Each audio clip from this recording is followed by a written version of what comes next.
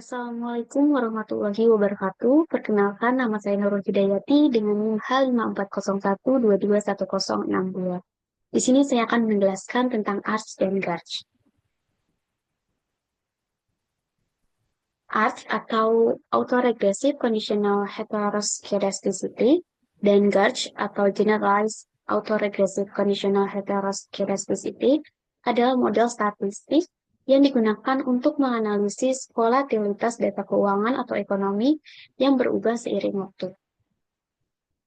Nah, model ARCH pertama kali diperkenalkan oleh Robert F. Engel pada tahun 1982, sementara GARCH dikembangkan oleh tim Bollard Lab pada tahun 1986 sebagai penyempurnaan dari model ARCH. Model ARCH digunakan ketika terdapat heteroskedastisitas bersyarat dalam data, yaitu ketika varians residualnya itu tidak konstan sepanjang waktu, tetapi bergantung pada nilai kesalahan sebelumnya. Model ini digunakan terutama dalam ekonomi, keuangan, dan statistik, khususnya dalam analisis pasar modal, peramalan, volatilitas, dan manajemen risiko di berbagai lembaga keuangan dan akademik. Nah, model ARCH dan GARCH digunakan karena volatilitas dalam data keuangan seringkali tidak konstan, sehingga model regresi biasa tidak cukup untuk menangkap pola perubahan volatilitas. Nah, ARCH dan GARCH bekerja dengan memodelkan varians kesalahan sebagai fungsi dari nilai kesalahan masa lalu dan atau varian sebelumnya. ARCH hanya mempertimbangkan efek kesalahan kuadrat sebelumnya terhadap volatilitas saat ini, sedangkan GARCH memperbaiki kelemahan ARCH dengan memasukkan pengaruh volatilitas sebelumnya sehingga lebih fleksibel dan stabil untuk data keuangan jangka panjang. Selanjutnya, saya akan memberikan tutorial analisis ARCH-GARCH menggunakan Stata. Jadi di sini udah ada datanya. Kita data kurs pada tahun 2020 selama 1 tahun. Ini di copy aja kursnya. Ini di blok, terus Ctrl C. Terus kita buka statanya. Ini klik yang data editor. Nah, ini kita Ctrl V. Nah, ini klik yang variabel. Nah, ini udah ada datanya. Selanjutnya kita mau masukkan waktunya. Pertama, ketik di komen, gen, spasi T, spasi sama dengan underscore, and enter. Terus ketik lagi, gen, new T, spasi sama dengan spasi TD, buka kurung. Kita karena datanya tadi dari 1 Januari 2020, ketik 1 Jan 2020, kurung, spasi, plus, ini enter. Nah, kita lihat data editor kita. Nah, ini udah ada ya, variabel T, ini diklik aja. Terus formatnya diklik, kita ganti jadi daily. Ini oke. Nah, ini udah berubah ya waktunya, variabel nya. Sekarang kita ts new track.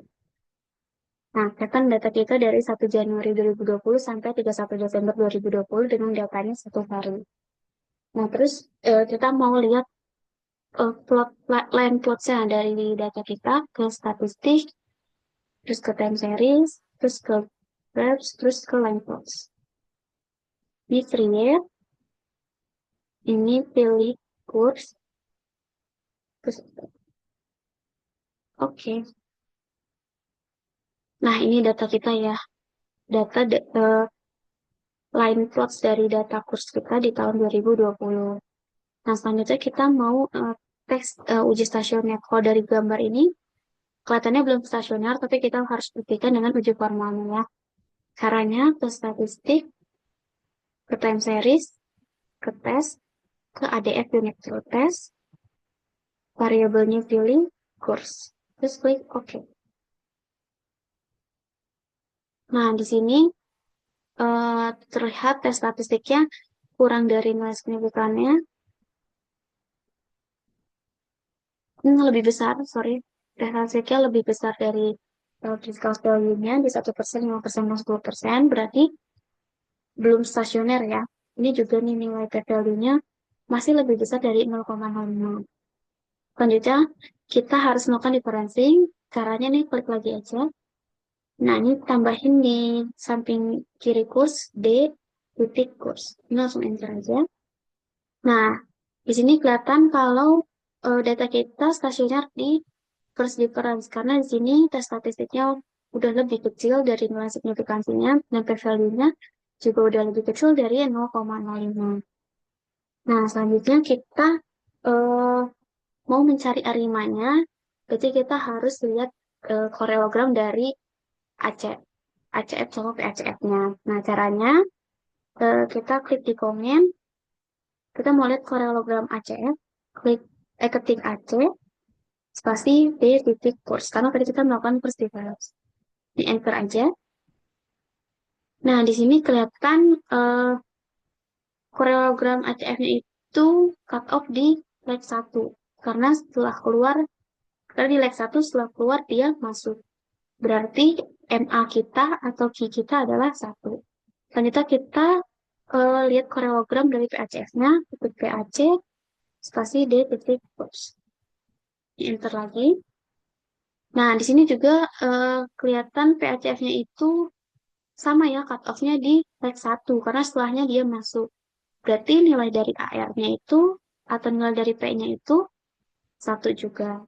Berarti terbentuk arima kita, yaitu bisa arima 110, 001, atau 11. Nah, sekarang kita lihat model arimanya dulu satu-satu dan melihat nilai AIC-nya dari masing-masing. Caranya ketik di komen arima, spasi kurs, koma, sorry, arima, spasi kurs, koma, arima, kita coba 110 dulu.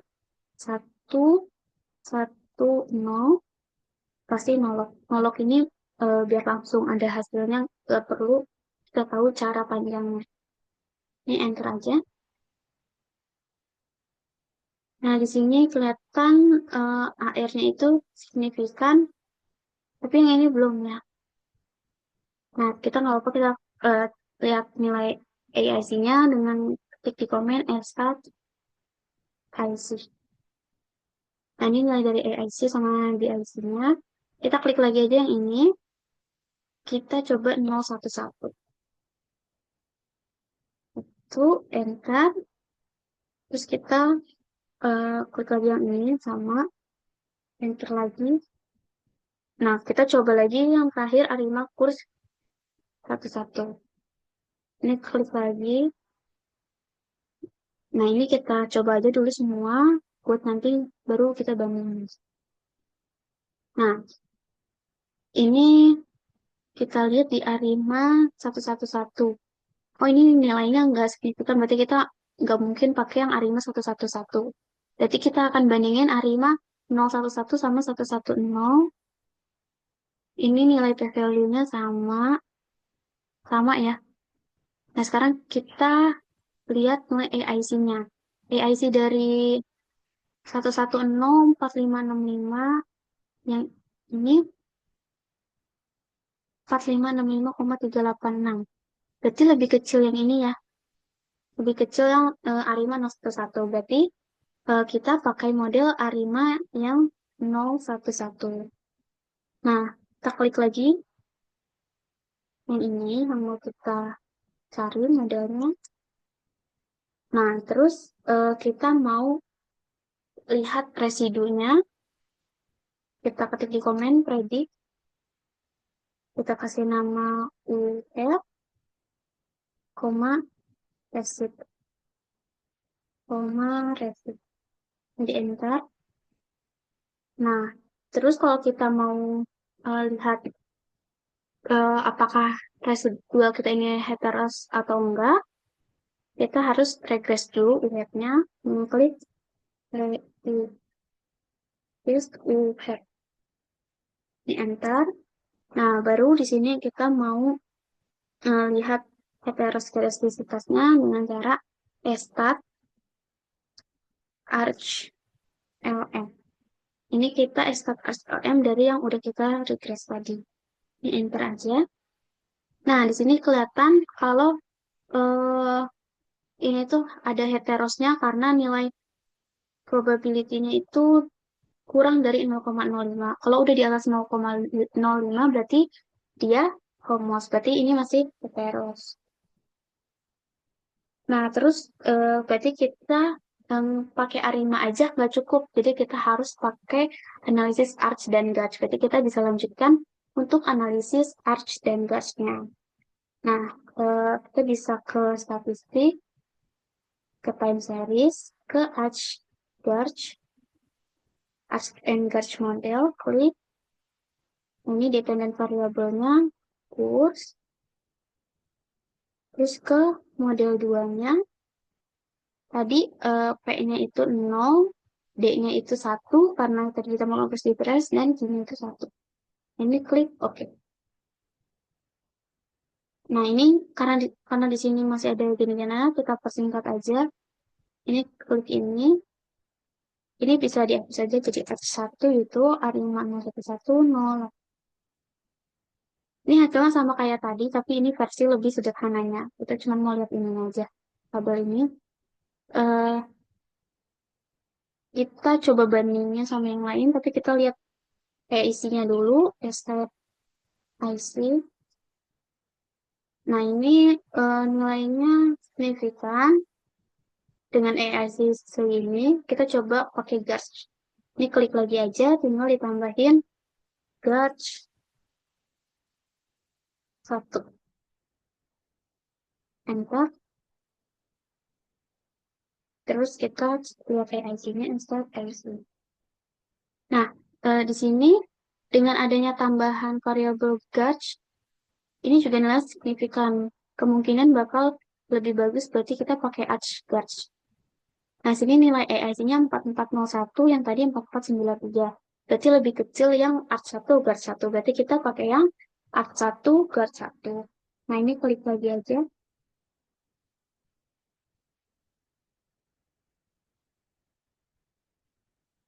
Nah, selanjutnya kita mau, ini nggak usah. Kita sekarang mau melihat varians dari Gauge 11. Kita ketik di komen, kita predict dengan variabel kita tulis var underscore Gauge 11, koma, varian. Enter. Nah, terus kita, karena tadi kita baru dapat variansnya, kita mau lihat simpangan bakunya dengan cara gen. Kita kasih variabel sd underscore Gauge 11 sama dengan ya scriptnya dari var underscore Gauge 11. Nah, ini di enter. Nah, ini seperti data editor. Nah, ini simpangan baku dari Gauge 11-nya. Ini variansnya, gitu ya. Nah, ini udah ada di data editor. Ternyata kita mau lihat varian atau simpangan, kita mau lihat plot dari simpangan bakunya. Ketik aja di komen ts line sd underscore Gauge. Nah, ini kelihatannya grafik dari simpangan baku Gauge 11. Nah, terus kita mau forecast 5 hari ke depan.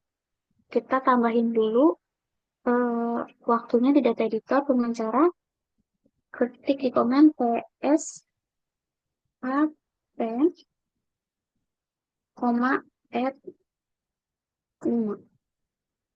Nah, ini enter aja.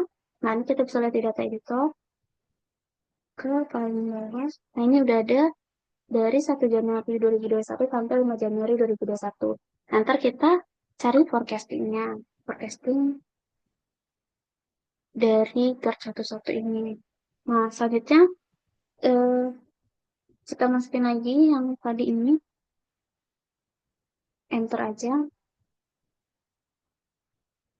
Nah, selanjutnya kita mau predik variabel baru.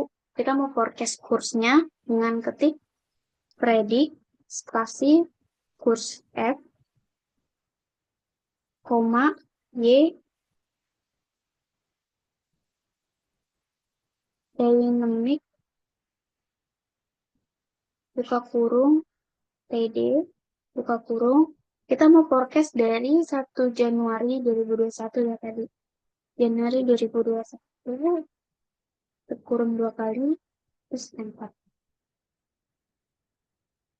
Nah, setelah itu ini kan baru kita forecast dari kursnya, terus kita mau forecast lihat volatilitasnya atau simpangan bakunya. Tapi kita harus uh, predik variasinya dulu, baru kita nanti ke simpangan baku. Nah, ketik lagi di komen, predik var, kita namain variansnya itu var F, karena forecasting F, koma, varians dynamic, ke kurung, TD, ke kurung, 1 jam, 2021, kurung tutup kurung. Nah, ini udah ada uh, forecasting dari variabelnya. Kemudian kita generate simpangan bakunya dengan ketik gen sdf. Ini variabelnya simpangan forecasting dari simpangan baku, kita namainnya sdf sama dengan dsgft dari var f. Ini ketik enter aja. Nah, ini kita bisa buka ke data editornya. Nah, ini kelihatan nilai forecast dari kursnya. Nah, ini ya, yang variabel kurs F. Nah, ini lihat di sini dari 1 Januari 2021 ini hasil forecast dari kursnya. Nah, selanjutnya ini forecast dari volatilitasnya dengan variabel SDR dari 1 Januari 2021 sampai 5 Januari 2021. Nah, sekian penjelasan dan tutorial saya mengenai ARCH dan GARCH. Mohon maaf apabila ada kesalahan. Wassalamualaikum warahmatullahi wabarakatuh.